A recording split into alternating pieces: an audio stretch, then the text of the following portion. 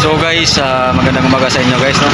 So nandito kami ngayon sa may Harrison Street guys, sa Pasay City, lapit sa Baclaran guys. So guys, sinamahan ko yung misis ko mag orientation sa in-applyan niyang trabaho. So guys, puntahan natin yung yung agency na in-applyan niya. So nandun siya sa loob ngayon na sila nag-orientation guys. So puntahan natin guys. So pala to guys, itong building na to guys is to sa DSWD. Guys, sa DSWD niya na building. Yung nag-orientasyon nila malapit sa DSWD. Harap lang ng DSWD guys.